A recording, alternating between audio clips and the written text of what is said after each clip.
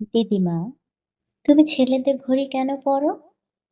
শিশু সোমা তার ছোট ছোট হাত দিয়ে দিদিমার ঘড়িটা ধরে ঝাঁকাতে ঝাঁকাতে প্রশ্ন করলো। তৃষ্ণা হাসতে হাসতে তার কোলে বসা নাতনির মুখে চুলগুলো সরিয়ে বললেন, কারণ আমি মনে করি সময় কখনো পুরুষ বা নারী নয়, এটা সবার, বুঝলি?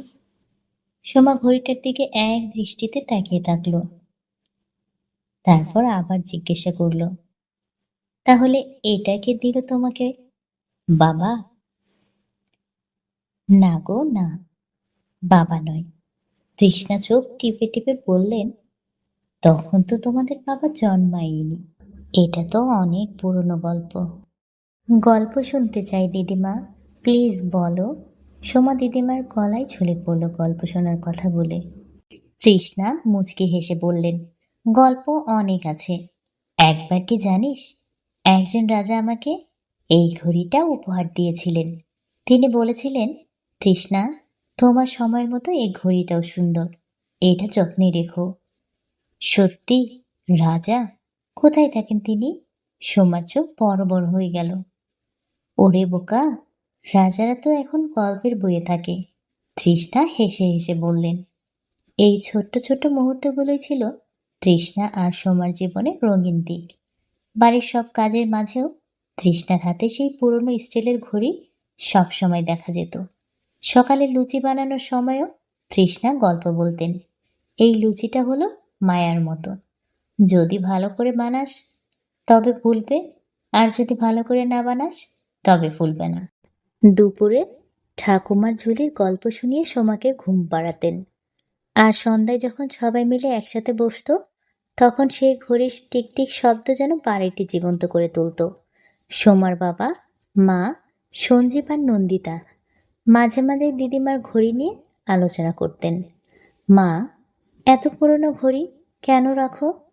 নতুন একটা কিনে দিই, একদম আধুনিক ডিজাইনের। সঞ্জীব একদিন বলল। তৃষ্ণা ঠোঁটের কোণায় হাসি নিয়ে উত্তর দিলেন, তোমার আধুনিক ঘড়ি আমার সময় বোঝে না, এটা ছাড়া আমি কিছুতেই বাঁচতে পারবো না। কিন্তু মা, ঘড়িটা তো ভাঙাচোরা হয়ে গেছে, নন্দিতা বলল। ভাঙাচোরা মানুষ যখন ঠিকঠাক হয়, তেমনি আমার ঘড়িটাও। এটাকে নিয়ে চিন্তা করো না, ও ঠিক আমার সঙ্গে ভালোই আছে। তৃষ্ণার কণ্ঠে ছিল এক ধরনের দৃঢ়তা। এই ঘড়ি যেন বাড়ির একজন সদস্য। সোমা বারবার সেটার দিকে তাকিয়ে ভাবত, এই ঘড়ি এত গুরুত্বপূর্ণ কেন, আর কেনই বা দিদিমা এটা ফেলতে চান না। একদিন দুপুরে লুচি খেতে খেতে সোমা আবার প্রশ্ন করল, দিদিমা, সত্যি করে বলো তো, এই ঘড়িটা তুমি কোথায় পেয়েছো?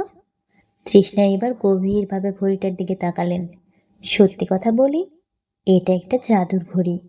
আমি যখনই এটা পড়ি আমার সব দুঃখ ভুলে যাই।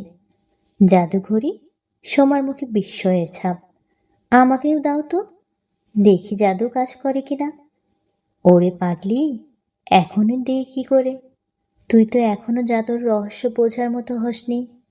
তৃষ্ণা মজা করে বললেন। সোমা চুপচাপ দিদিমার মুখের দিকে তাকিয়ে থাকলো।